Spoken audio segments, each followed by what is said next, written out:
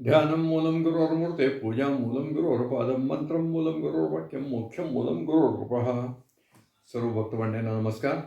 मी प्रमोद रेंगे आणि आपण पाहतात माझं यूट्यूब चॅनल मोक्ष गुरु रामकृष्ण सरस्वती गुरु.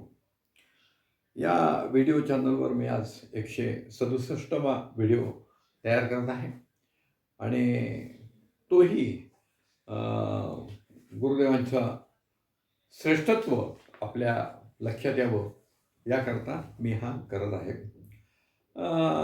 आपल्याला असं आठवत असेल की मागे मी एक व्हिडिओ क्रमांक 87 केला होता. हा 2 जून 2025 रोजी माझा व्हिडिओ प्रसारित झालेला आहे आणि त्या ठिकाणी पिंपरी चिंचवड परिसरात 10 आणि 11 मे रोजी प्रसार सेवा आयोजित केलेली होती. एक प्रसार सेवा आयोजित केलेली होती आणि त्या प्रसार सेवेमध्ये जे काही घडलं, जी प्रसार सेवा कशी आमची झाली, त्या ठिकाणी आपण काय केलं आहे, ते सगळं मी आपल्याला त्या व्हिडिओत सांगितलं होतं. या प्रसार सेवेच्याच अनुषंगाने आपल्याला आपले एक भक्त, पुण्यातले एक भक्त श्रीयुत ओंकार अभिनकर यांनी एक अनुभव व्यक्त केला आणि श्री गुरुदेवांच्या आठवणी पुष्प 57 मध्ये हा लेख प्रसिद्ध झालाय. हे जे पुस्तक प्रकाशित केलंय ते पुण्याच्या सत्संग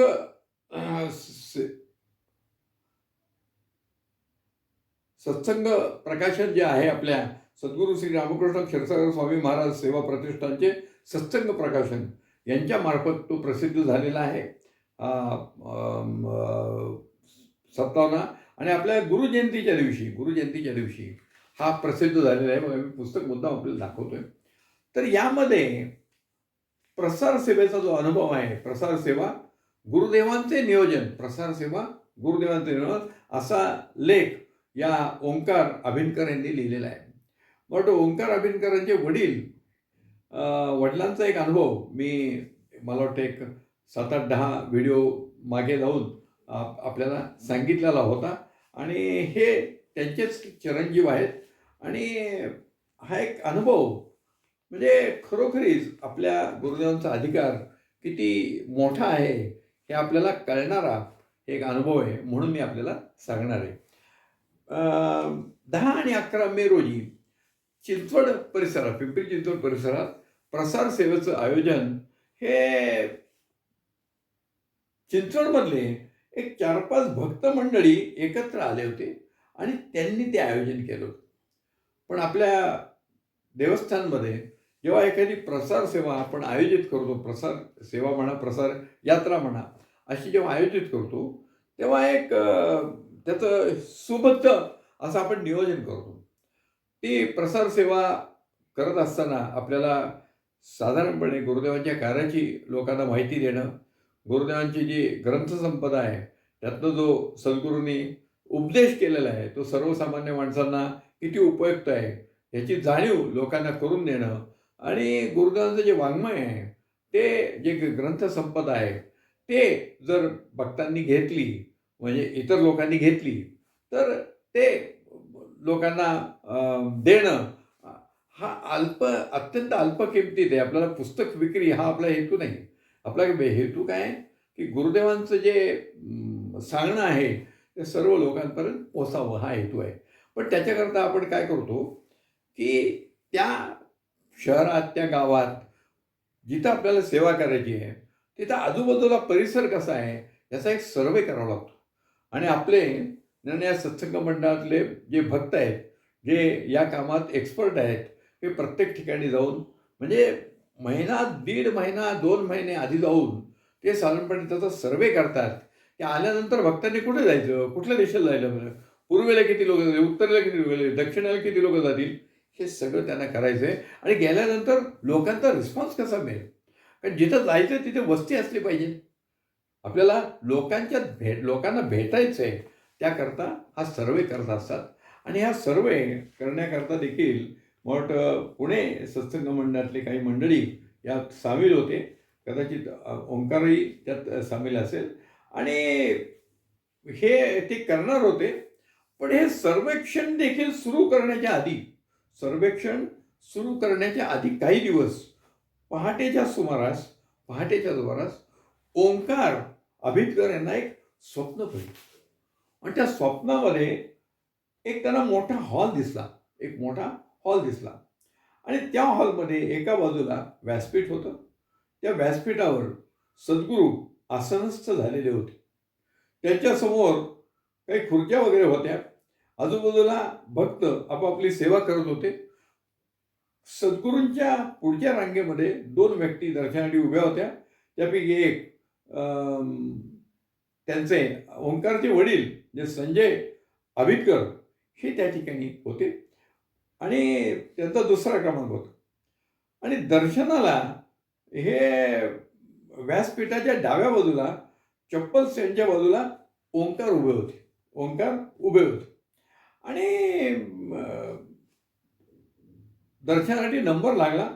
आणि संजय अभितकर हे गुरुदेवांशी बोलायला लागले.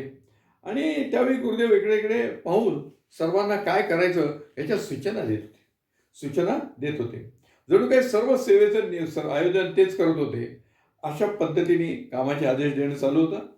आणि ते जे सद्गुरूंचं स्वरूप आहे ते 40शीतलं स्वरूप होतं.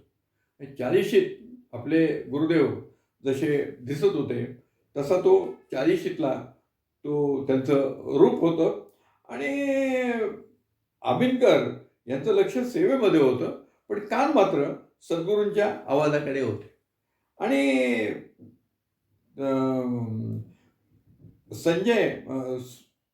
संजय अभिनकर यांनी ओंकारचं नाव घेतलं आणि सद्गुरूंना सांगितलं की माझा मुलगाही सेवेला आलेला आहे. आणि माझा मुलगा इथे सेवेला आला आहे असं जेव्हा संजय अभिनकरांनी म्हटलं तेव्हा ओंकारला असं वाटलं की आपणही आता जाऊन दर्शन घ्यावं गुरुदास.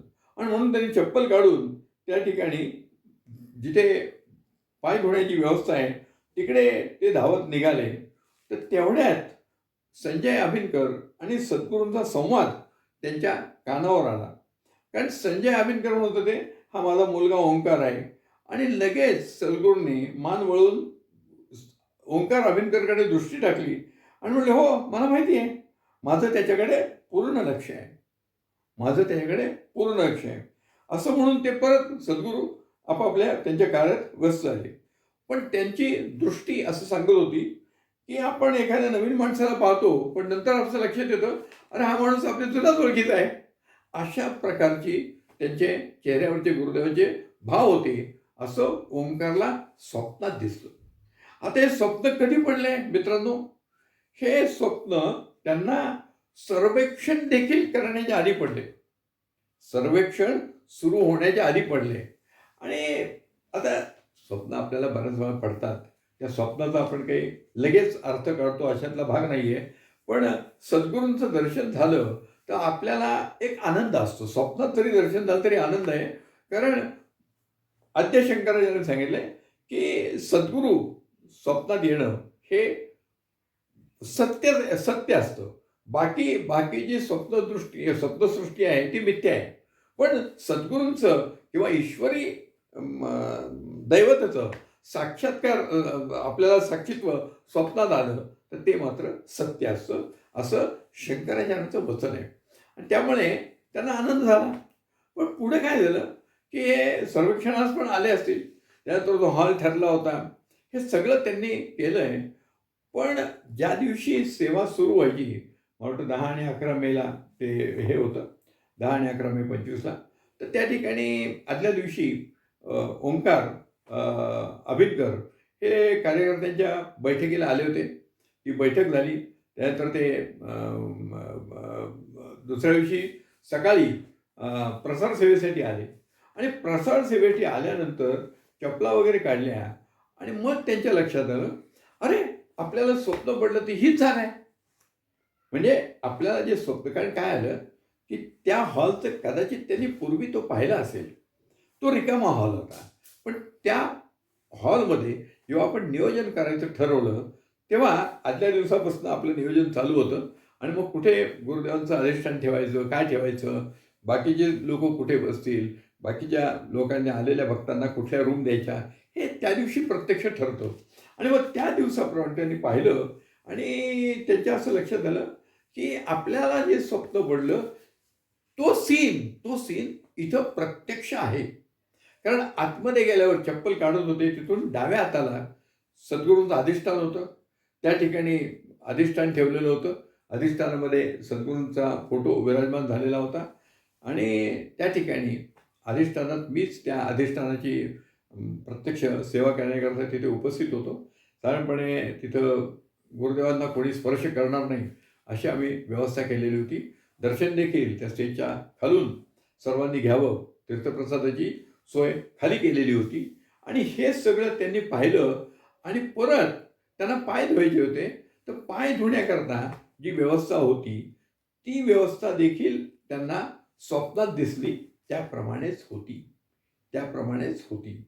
म्हणजे या ठिकाणी जे स्वप्न आधी त्या प्रसार सेवेचं सर्वेक्षण, सर्व्हे करण्याच्या आधी हे स्वप्न पडले आणि जे स्वप्नात दिसलं होतं ते तंतोतंत इथं वस्तुस्थिती होती.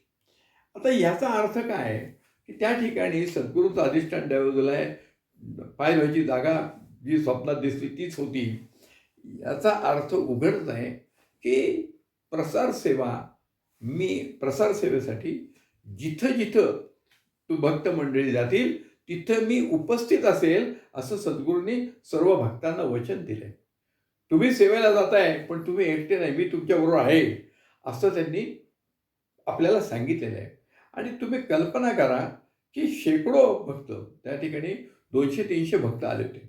या प्रत्येक भक्ताबरोबर आपले सद्गुरू होते, असा त्याचा अर्थ आहे. आणि हे जे नियोजन केलं होतं, त्यांनी जे स्वप्नात दिसलंय, की ते गुरुदेव त्यांना सूचना देत होते सगळ्यांना, ते नियोजन देखील सद्गुरूंनीच केलेलं होतं, असा त्याचा एक अर्थ आहे. काय?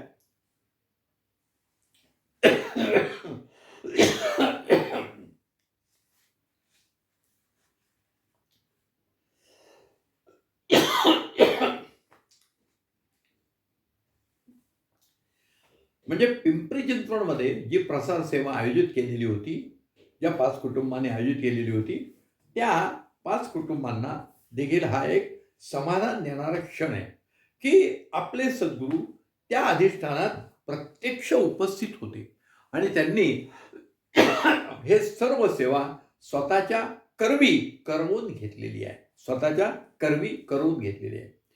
त्याचा जो तपशील आहे त्या सेवेचा, तो मी ऑलरेडी माझ्या त्या, मला वाटतं मी मगाशी सांगितलं आपल्याला 87 क्रमांकाचा जो व्हिडिओ केला होता, त्याच्यामध्ये मी तपशील दिला. ज्याला पाहिजे असेल त्यांना मी ती डिस्क्रिप्शन बॉक्समध्ये यावेळेस लिंक पण देईल.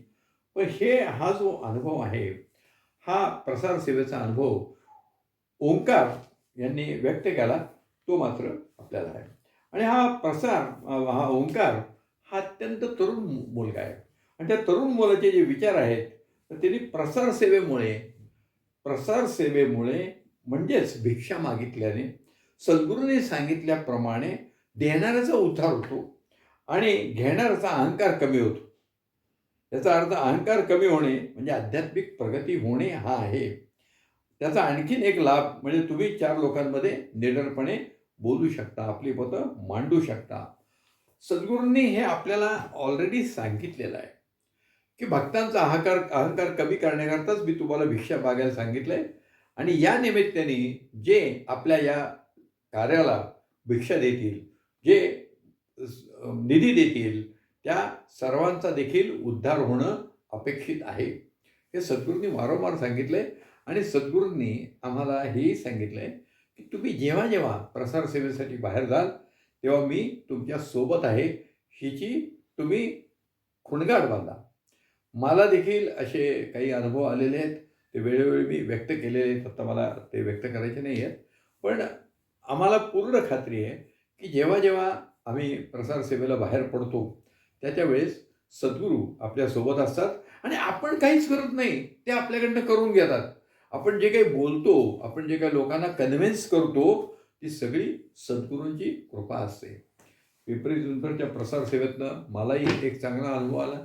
मी 10 साली मागे पिंपरी चिंचवडमध्येच त्या अधिष्ठानाची सेवा केली होती आणि आत्ताही यावेळेस अधिष्ठानाची सेवा केली आणि मी मागेही सांगितल्याप्रमाणे यावेळेस अधिष्ठानाची सेवा जशी मानस पूजामध्ये आपण काल्पनिकरित्या सगळं देवाला करत असतो, तोच प्रकार काल्पनिकरित्या नाही, पण प्रत्यक्ष हा मी तिथे केलेला आहे. म्हणजे सद्गुरू ब्रह्ममुहूर्तावर जेव्हा उठतात, त्यावेळेस ते उठल्यानंतर त्या ठिकाणी आपण त्यांना स्तवन करायचे, त्यांना उठल्यानंतर मुखप्रक्षालन करायचे. त्याच्याकरता त्यांना मुखप्रक्षालन त्यांना चहा द्यायचा आहे. त्यानंतर त्यांची पुढची अंघोळीची व्यवस्था करायची आहे. त्याच्याकरता त्यांना वस्त्र द्यायचे आहेत. सकाळी त्यांना न्याहारीकरता काहीतरी द्यायचं आहे. दुपारी भोजनाकरता द्यायचं आहे. नंतर 4 वाजता त्यांना चहा द्यायचा आहे. त्याच्यानंतर परत संध्याकाळचं त्यांना फराळ द्यायचा आहे आणि रात्री शयनस्थानी गेल्यावर देखील त्यांना शयनाची व्यवस्था करायची आहे. हे सगळं मी त्या ठिकाणी केलेलं आहे.